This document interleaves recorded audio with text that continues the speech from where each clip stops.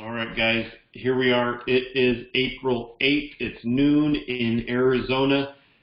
Francisco Servant with Keystone Law Firm, and you guys have joined today to get the latest update on the SBA program and what's going on with this Paycheck protection loan. Holy cow, it's been a roller coaster. I want to, for those of you who've been listening and acting and following what I have been just chanting from the first moment that this whole thing started to unravel about 2 weeks ago, this whole coronavirus thing, my biggest message to my staff, to my friends, and especially to my business friends is to keep your head screwed on correctly about this whole thing. There are a lot of businesses, there are a lot of families that are really suffering right now, and I have a big passion for the fact that us business leaders, we have a huge obligation to lead people through this, not scare them to death as they're going through this. It is our job to keep a level head about what's happening here and to make decisions that are in their best interest, to make decisions that are thoughtful, that are wise, and that are based on all the information that is available. We should not be chicken littles running around with our hair on fire, screaming and hollering, oh my gosh, the world is collapsing. Whether or not the world is collapsing, people are dependent on us to lead them through this. And so you are charged with the duty to lead them through this. They're looking to you for leadership. So do not abuse that privilege. Make sure you are leading people through this with thoughtful and considerate attention. So I'm starting here because this SBA program is exactly one of the examples of why we cannot be frantic business owners jumping around going, I'm in, I'm out, I don't know what to do, I've applied, I didn't apply, I got rejected. We cannot be that leader through. We have to be methodical, we have to be diligent, we have to be making rational, reasonable decisions to lead people through this. And this is what has transpired over the last couple of days, especially some of the announcements that came out in the last 12 hours, half of a business day from yesterday, 24 hours, is exactly proof why we should be acting like that. Okay, so I'm not sure exactly where I wanted to start with what is going on. I know a lot of people who have joined and jumped on this call. This is our first interaction. This might be the first real good information, reliable information that you're getting about this. So what I was going to do is go straight to here's the brand new stuff, but I realized some of the questions I'm getting are kind of basic fundamental questions. And so let me just get everybody up to speed here on what this program is, who qualifies, what types of businesses qualify, who doesn't qualify, what you can use this money for, how much you can apply for. There's a lot of just flat out wrong information out there, and I want to make sure we all understand the basics before I dive into kind of the new craziness that's happening. So let me go through that with you because I think that's going to answer questions, and then I'll do the news. I also do have time after this to stick around for a little bit. I will switch us into Q&A mode. If you guys have questions, I will stick around and answer them to the best of my ability. And we'll see what we can get through. Okay, so first, this is specifically the Paycheck Protection Program that was passed in the CARES Act just recently. The CARES Act covers 800 pages of material. This particular portion, and it covers, I think, about $2 trillion of stimulus for our economy. This SBA Paycheck Protection Program is a part, it's $350 billion of that $2 trillion stimulus package. Okay, it's $350 billion of it, piece of it. So I've been through the entire CARES Act, 800 and some pages. Not the whole 800 pages applies to what we're going to talk about today. The first thing that I should say is there's two programs that the SBA kind of has that you should consider. The first one is EIDL, E-I-D-L, the Disaster Loan Program. Okay, that's different. This is the Paycheck Protection Program. They're different. They're not the same, okay? You can jump on SBA's web to apply for the disaster loans now. You have been able to. That is applied directly at the SBA's website. They process those. They underwrite. They qualify. They do everything directly with SBA. You don't go through a bank. You don't go through anybody. You go directly to them for that disaster loan program. EIDL.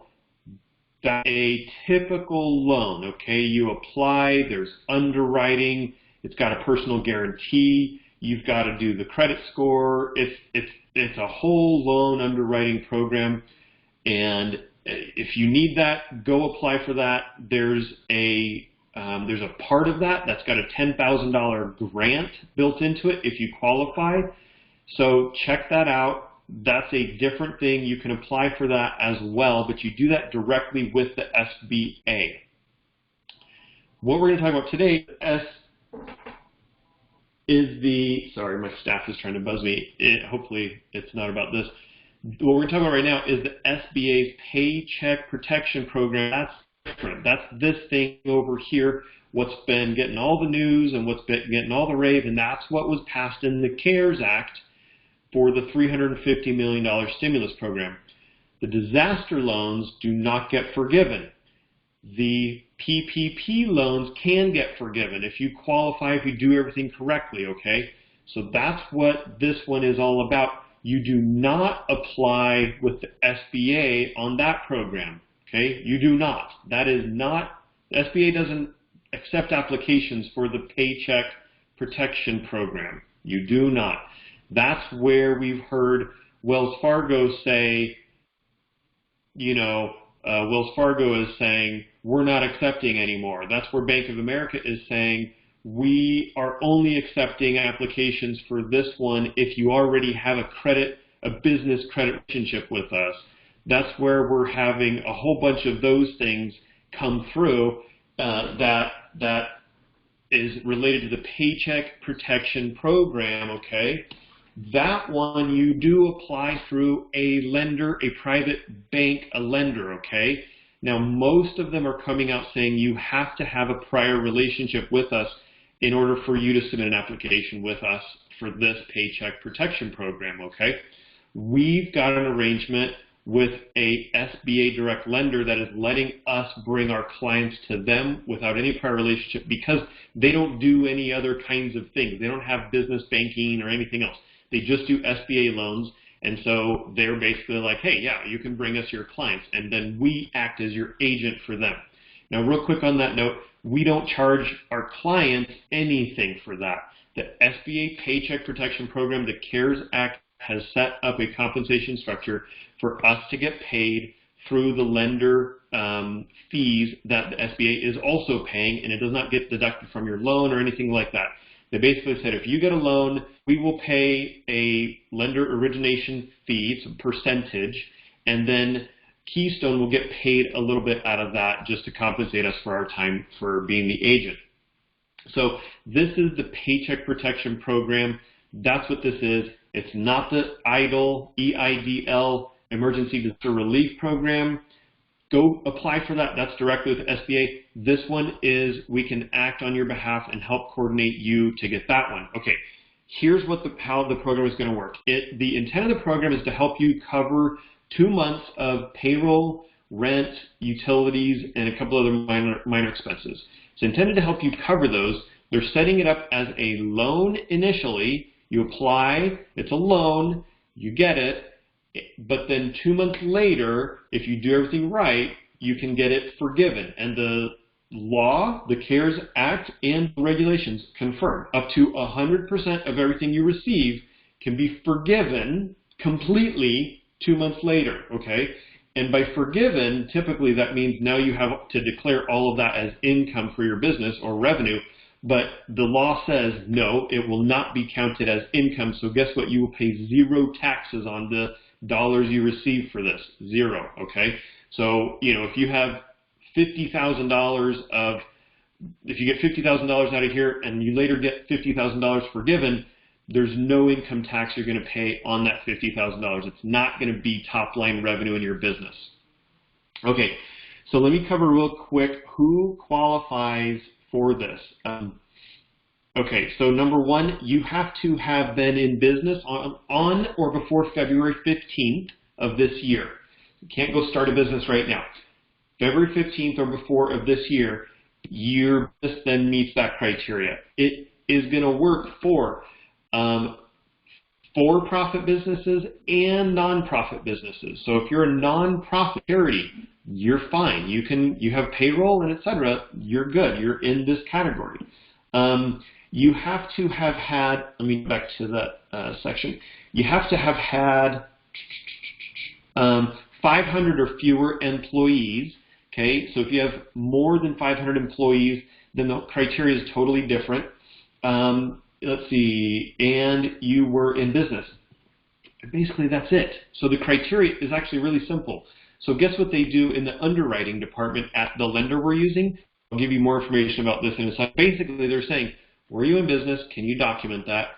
And like, were you in business February 15th? And did you have expenses that meet all this payroll criteria? If you have those two things and you can prove those two things, boom, there's no underwriting, okay? There's no credit check, there's no, that's it. I mean, it's just black and white. They've made this very, very simple to make sure lenders can find out if you qualify. And the SBA is accepting you as a business owner, your certification, your promise, right?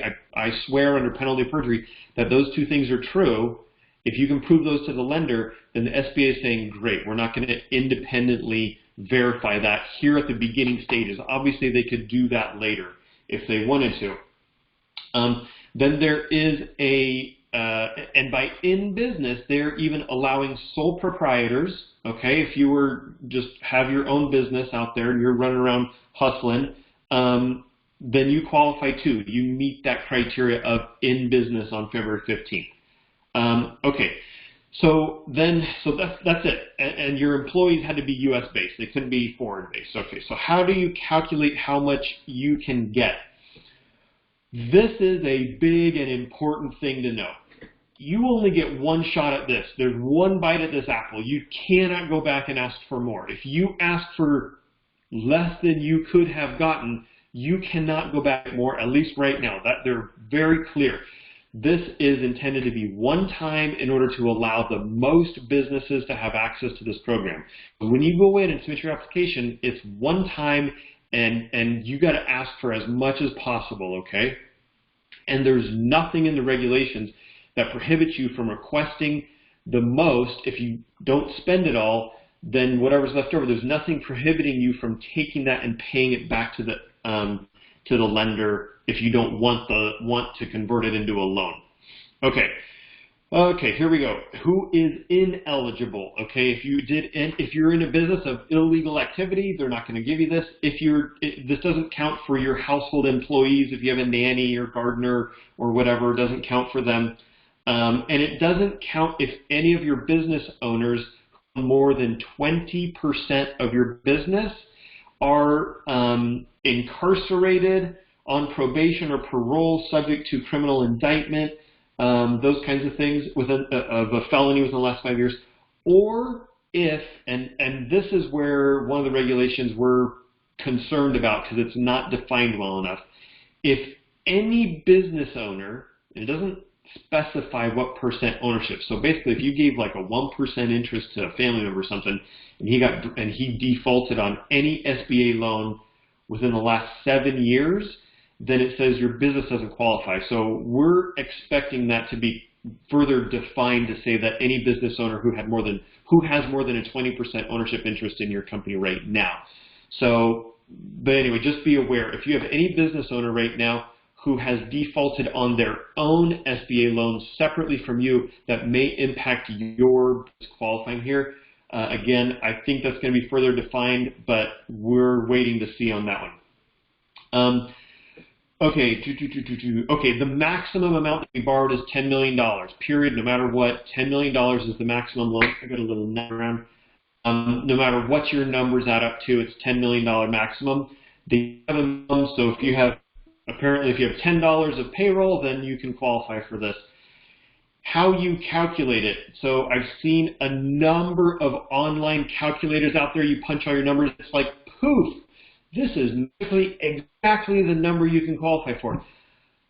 Based on the questions they're asking, I know they're wrong. So be wary of those numbers right now. We're going to be working with a loan processing department that's actually bookkeepers, accountants, and CFOs who are going to actually have a live conversation with you, with your numbers, with your documentation, to help you make sure you're getting this number right, because there are nuances that are going to allow you to be able to request and get forgiven much larger dollar amounts than what any of these calculators are spitting out as your like defined number. It's easy. I even thought to myself, because I love spreadsheets, I'm going to throw a spreadsheet together and give you guys a calculator.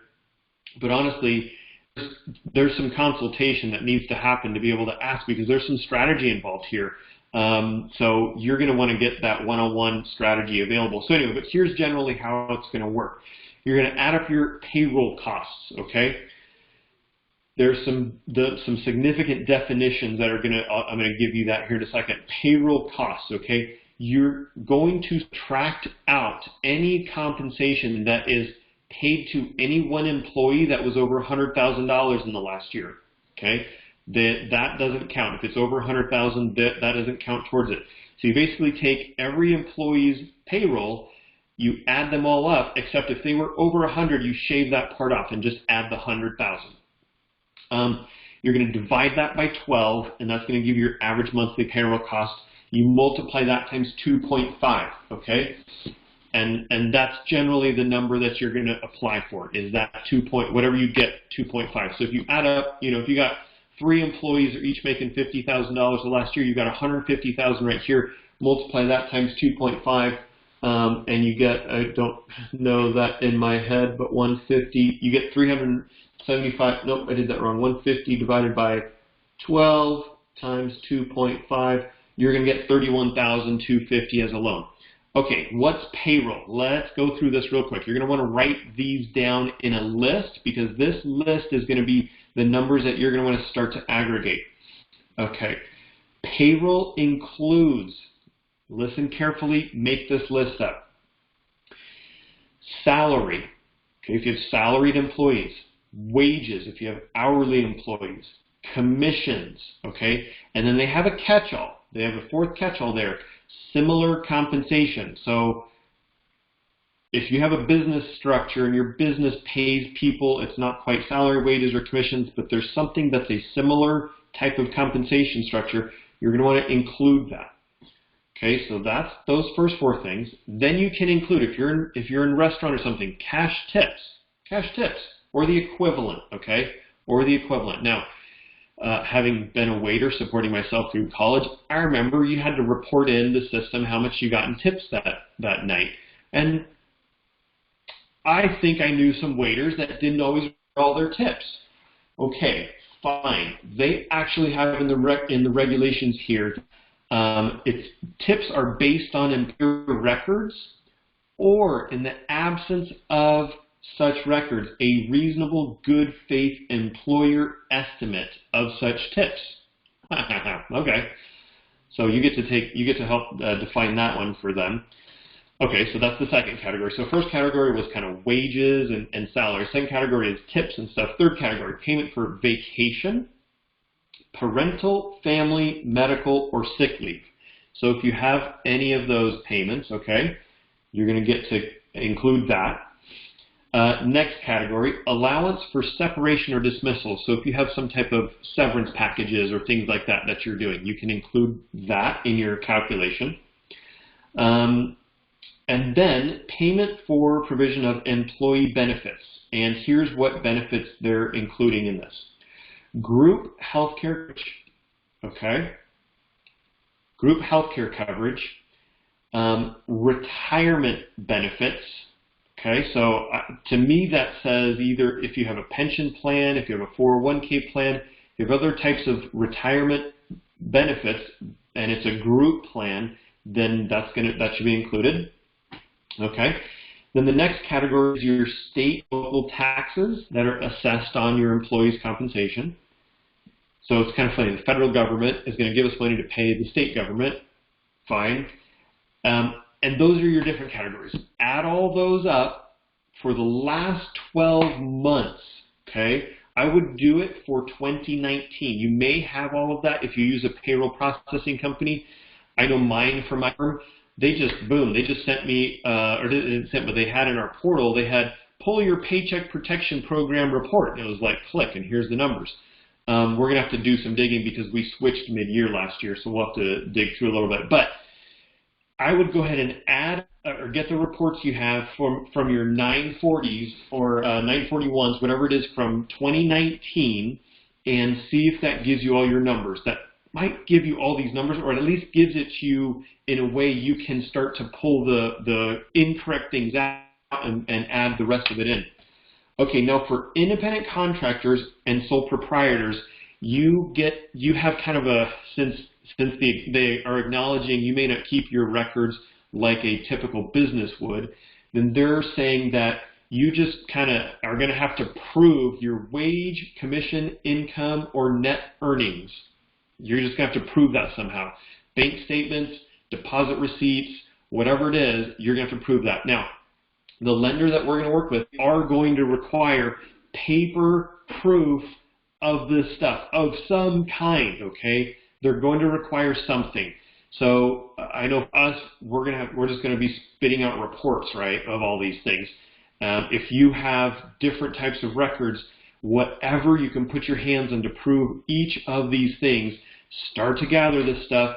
I would say create a Dropbox or a Google Drive or some type of cloud-based folder where you can just throw all this stuff in, or get your CPA or your accountant or your bookkeeper to throw in it and aggregate it in there. And then once you're ready, I don't know how we're going to submit these things exactly. I think it's going to be uploaded to a secure drive, to a secure portal, but you'll have it right there ready to go. So even if it's just, receipts or notes or something, start to get it there in one spot. Now, you have to exclude a few things from payroll.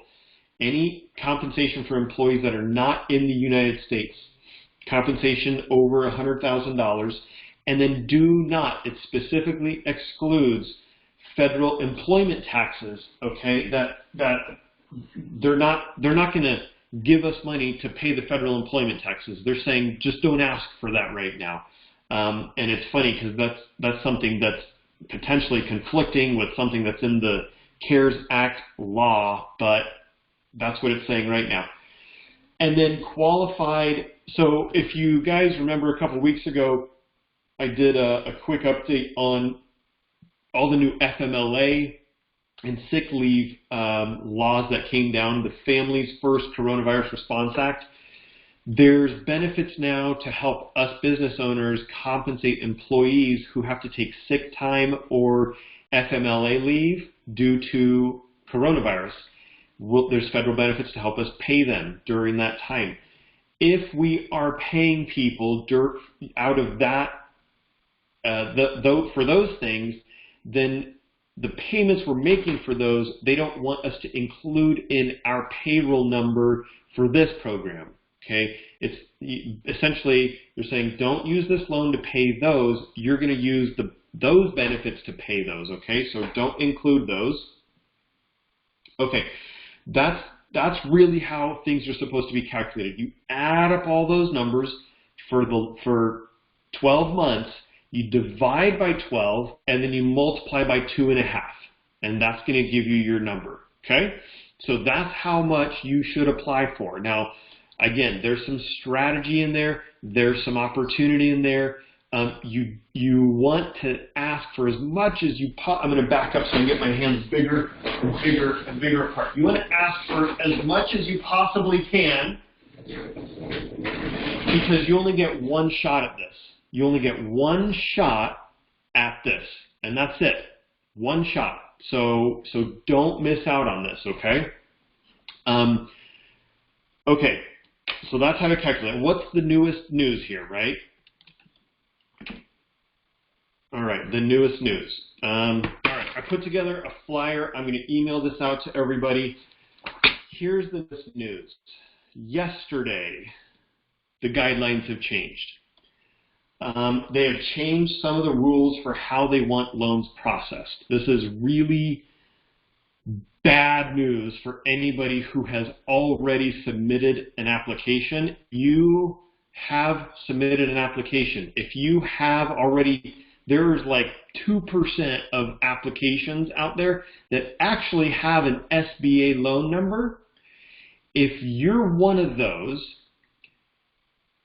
the SBA is saying even all of those are probably going to have to be kicked back to the lenders and reapply completely.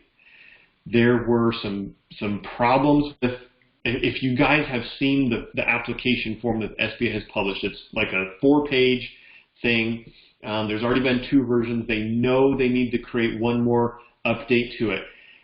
If anybody submitted under those first 2 versions, what they're saying is there were 2 certifications on there, down where we would initial, or in the online thing we would say these 2, these 10 things are true. Well, 2 of those, there's problems with the certifications and they need to change it.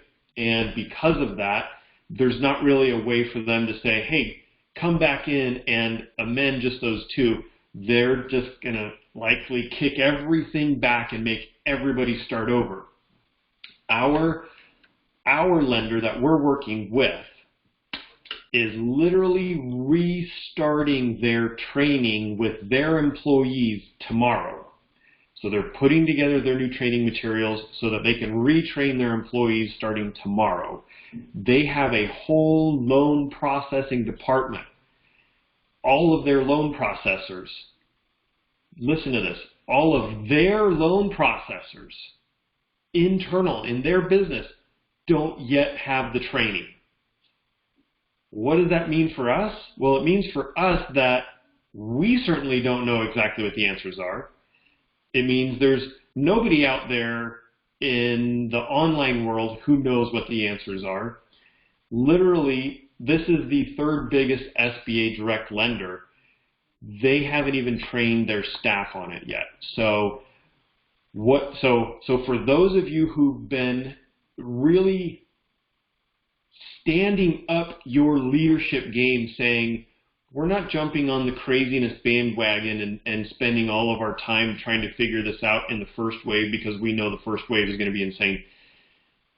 We're going to wait. You've just saved a ton of time. I've been advocating from the beginning. Don't submit your applications. Wait. This is a giant cluster. This is a giant mess. We don't want to be the alpha, beta tester in this program. You want to be in the 2nd wave, or maybe the 3rd wave. The money is not going to run out, okay? What we're hearing, we've already seen a request from Treasury Department for $250 billion more to be added to this program. Everybody from Congress is signaling that it's going to be approved, not concerned that money is going to run out on this. How much time, for all of us business owners, the worst resource, the most limited resource any of us have is time. So stop spending and wasting your time on this until you know what truthfully is going to be necessary. I promise you, for those of you who've waited, you're welcome. For those of you who haven't, put a pause on it now. You're going to be in much better when we actually know the real process, okay? Hang tight. Because if you've already applied, I can tell you, you need to expect your lender to kick it back to you and say, we're going to have to redo this with this new form. I'm sorry to break it to you, but that's what I think you should expect. Okay, here is what our lender is telling us is reasonably going to be needed, what they are going to require. And here's how it's going to work. You're going to give information to the loan processor. The loan processing department is going to review it, have a phone call with you. They're going to say, it looks good, we need to add this, can you document that? Maybe we could ask for a little bit more if you can show us this or that. They're going to help you pre-prepare your loan application. And then once you like it, they like it, you like the amount that is on the numbers that you're putting together with loan processing department, then you will submit the application, okay? That's all done online. Click, click, click, click, click, sign, submit. Once that's in, it's in. And here's what they're saying is going to be needed. So the application is actually still being updated. Once the application is ready, you're going to need the application.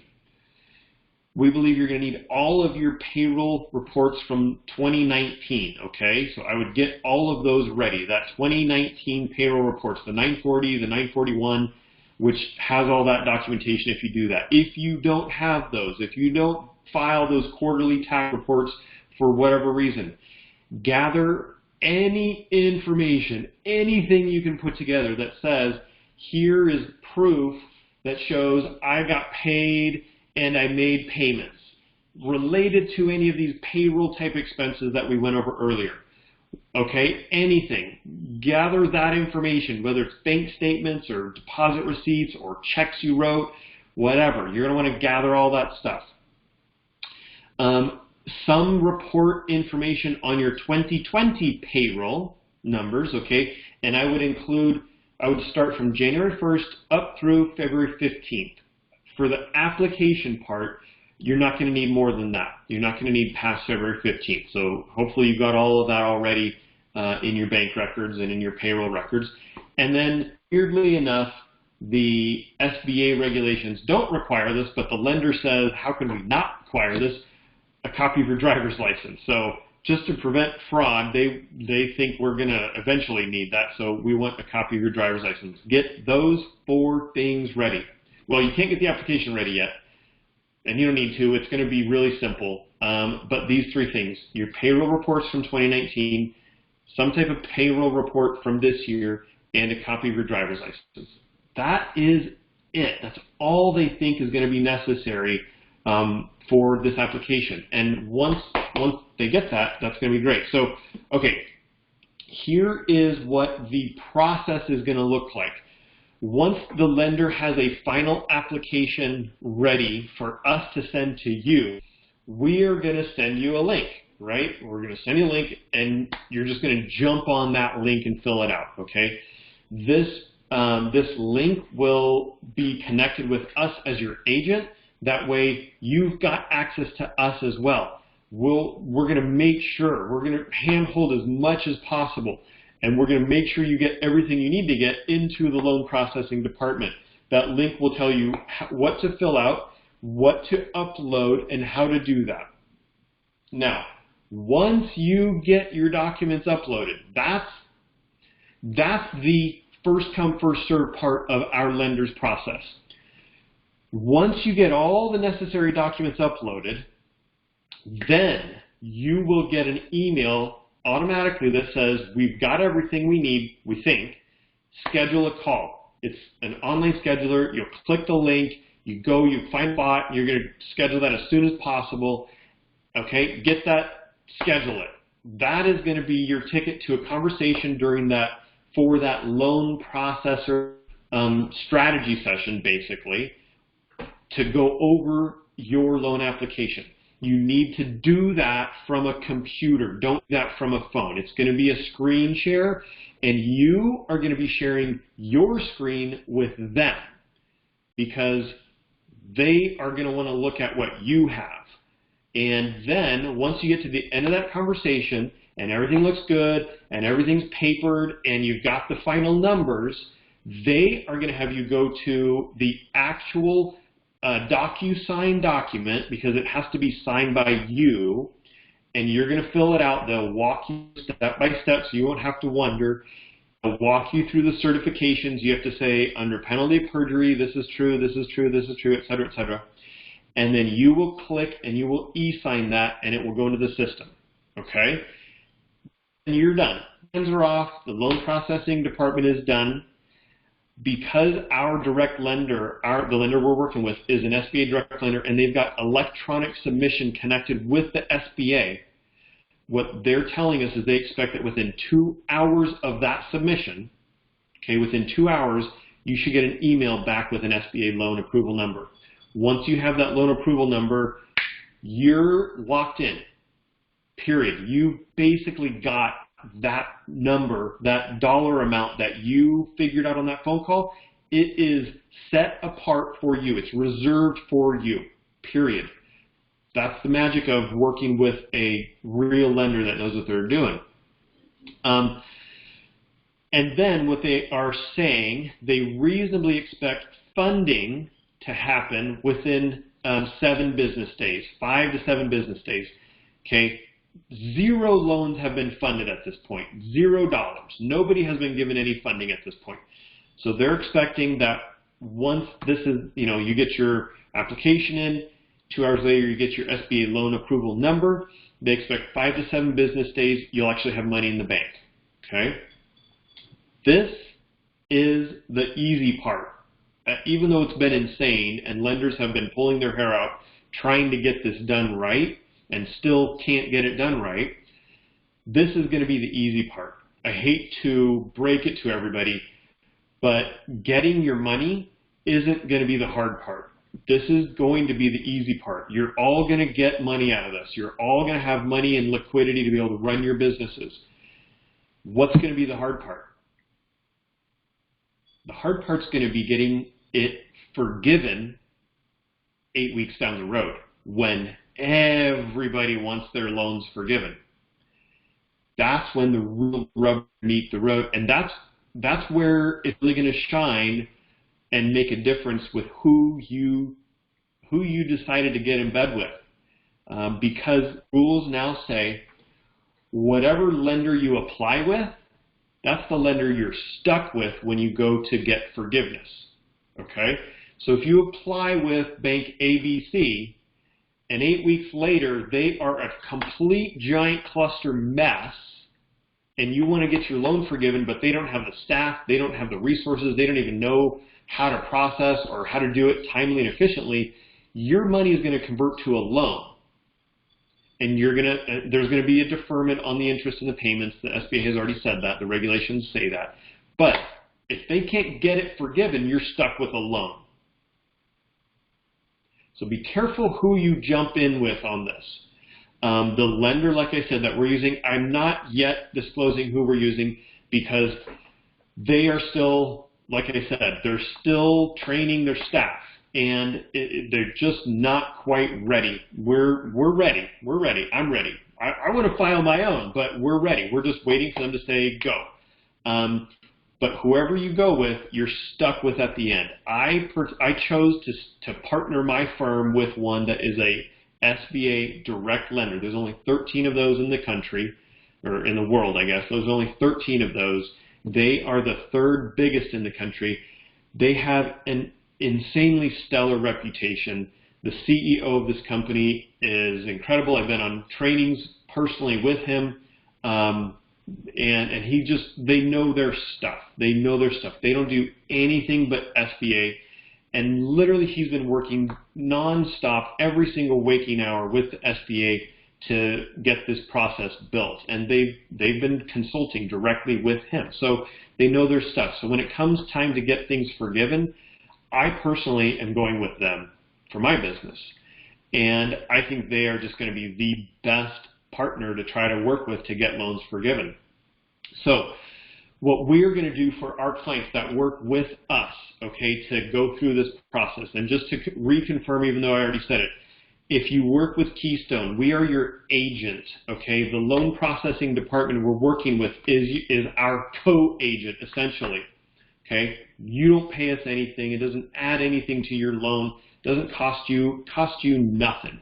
The way, oh, and then I have something else really interesting to share with you guys. The way the compensation works for this thing is the SBA regulations say that they will pay all lender origination fees. So if a business says I need a loan of $100,000, great. They get $100,000, and the bank they work with gets a 5% origination fee, gets $5,000. If you work with that bank and you work with an agent, there's not extra fees. The bank pays the agent a part of that, 1%. So we get a piece of that 5% that the bank is getting paid by the SBA. Costs you no expense whatsoever. You get to basically have a law firm on your side to be able to advocate for your process. And what we're going to do for every client that signs up and uses us as agent, we're going to do weekly webinars, telecasts on this same day and time every week for at least the next 8 weeks, where we're going to continue to give you the information about how the program is working, how to maintain your record that it's easy to get the forgiveness, there's still no regulations on the forgiveness program, so we will give you complete and timely updates on how the forgiveness is going to work. Even before all that, we're going to be available for questions and answers and strategy on your actual loan if you're still in the loan process. And I'm going to be building in more things about how to do anything in your business: staffing, marketing, facilities, other borrowing, other commercial lending issues, raising investments. If you need to raise capital and raise funds, we're going to bring in a couple of the people on my team who do this kind of stuff, and we're just going to help you guys as much as we can to get through the next 8 weeks. So all of the people who apply through us will get a ton of extra access to us and our expertise as this process unfolds. So now, you can apply with anyone. You do not have to apply through us. You do not have to apply through your commercial bank. You can apply with anybody. You're not tied to anyone whatsoever.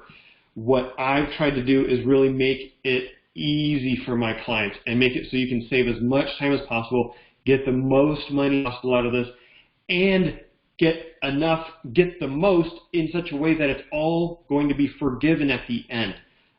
That's what we are trying to do, so that you don't have to worry about this, because I want you saving your time on this stuff and using it to keep running your business. Get out there and hustle. Get out there and do whatever you can to take care of your employees, to work with your vendors, to work with your investors, to work with whoever you need to.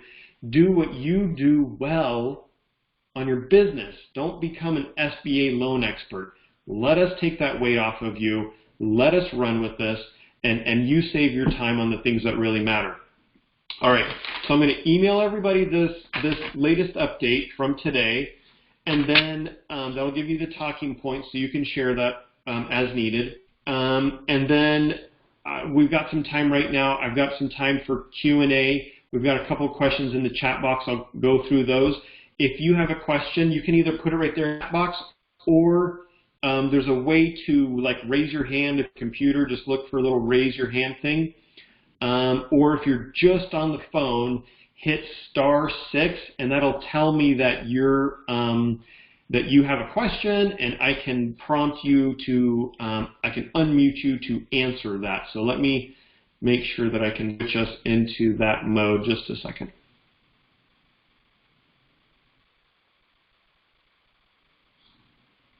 All right, so all right, so if you have a question, go ahead and get yourself marked, and I will be happy to jump and get you. We'll just do it in order of that they come up. All right, first in the chat box, if the forgiveness. If the forgiveness will include payroll expenses plus rent plus utilities, why is only the payroll costs calculated in the requested loan? It's exactly a great question, and it's the thing that I've wondered as I've studied these regulations. The amount of loan you can get is only based on, from what I read the regulations, only based on those payroll expenses, right? But then the amount you can get forgiven is based on paying rent and paying utilities and other things. They haven't clarified that. There are some people who are arguing you're going to be able to include in the amount you request your rent and your utilities and other things. So that's something we need further definition on, just so you know.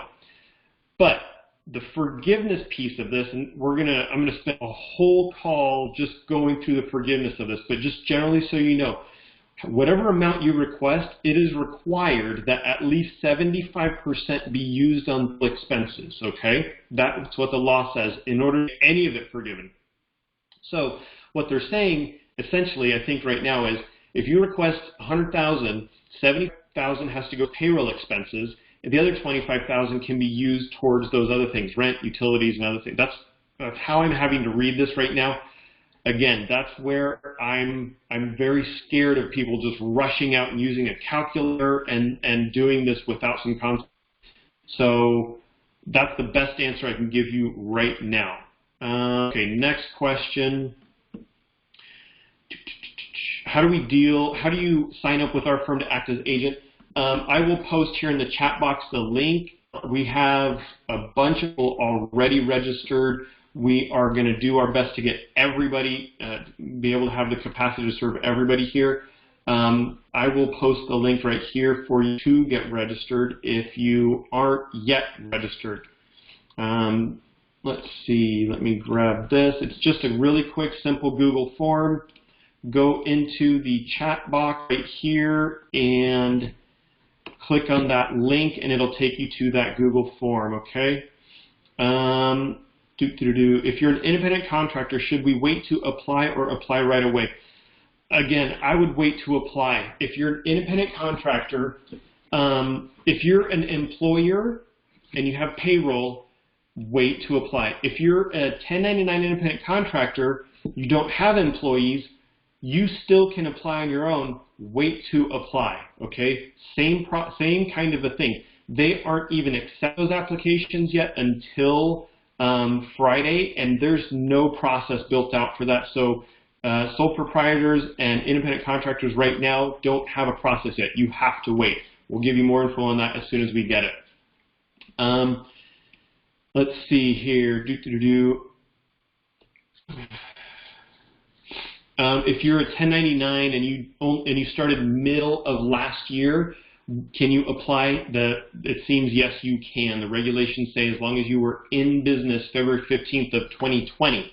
So you should be okay there as well. Again, the 1099s I don't believe are going to be available until the end of this week, but I'll be surprised if they're really available then. Okay. How do you list the owners of a nonprofit? Such a funny question, right? Can you ask for owners?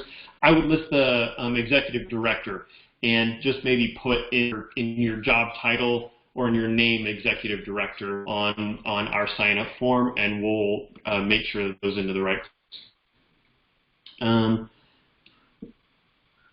What is the proper documentation for a 1099? Usually you're going to get 1099s right at the end of the year for 2019. Those will be sufficient. Likely it's going to be your tax return, those 1099s, and any other comp reports you get from your entity that pays you. Can we include owners, draws, disbursements in the overall salary amount? So this is one of those things that the regulations are a little fuzzy on, and where I believe the law is going to allow for that, again, up to that $100,000 per year amount. I believe if it's over that $100,000, I think it's just going to be capped at that. But if you have regular owner's draws or owner's disbursements that happen throughout the year, and you can document those, then I believe those are going to be included up to that $100,000 per year. We may get further guidance from the SBA from some supplemental rules on that, but right now that's my best interpretation of that. Okay. Yes, so for calculating the amount, again, it's your total payroll expenses from 2019 and then divide that by 12. Same thing for 1099s and contractors. It's your total 2019 and then divide by 12 and then multiply it times 2.5. This program works if you're an LLC. It works if you're an S Corp. It works if you're a C Corp. It's going to work for sole proprietors, people who don't have any entity. It works for PLCs. It'll work for limited partnerships. It basically just says if you're a business and if you're a real business and you have payroll, this is going to work.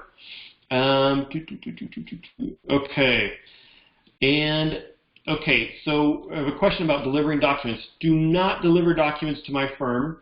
Okay, we are not accepting documents on this right now.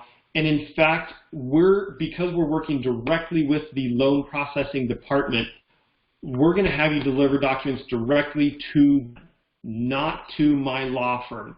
So we're having you enroll with us so that we can get you in connection with the loan processing department so that they can tell you how to deliver documents directly to them. You will not be giving them to us, okay? Can you apply for unemployment benefits and get this loan forgiven? No, they're going to conflict with each other. Essentially what will happen is if an owner of a business typically doesn't qualify for employment to begin with, so if you do qualify for unemployment, you are probably not still in business. And in that case, you're not having payroll expenses over these next 8 weeks. If you don't have payroll expenses over these next 8 weeks, you're not going to get anything forgiven down at the end of the program because you have to have payroll expenses these next 8 weeks. Let's see. All right, and hang on just a second, guys. This is as if it were the first time I've ever used this program.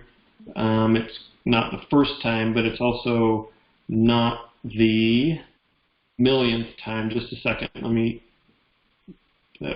screen off of that. Okay, next question is, hang on, don't go anywhere, anyone. See, now you guys just made me lose my questions. Ha ha ha ha ha. Okay.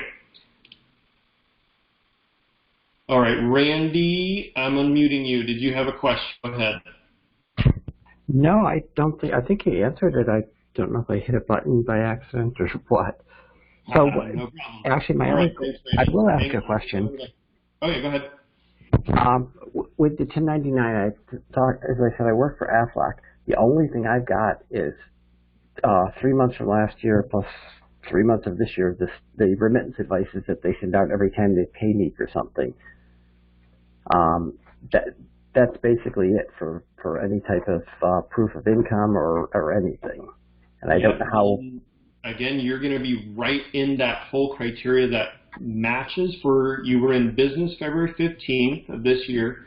Have some payroll payments from last year and from this year, and that's going to show up on how you calculate the numbers. So as soon as the 1099 process is available, definitely get in line and get your application in, and for sure you'll just take an average over 6 months instead of 12 months, right? Okay, but I'll be able to use the whole 6 months because most of my income is actually from the last 3 months versus the first 3.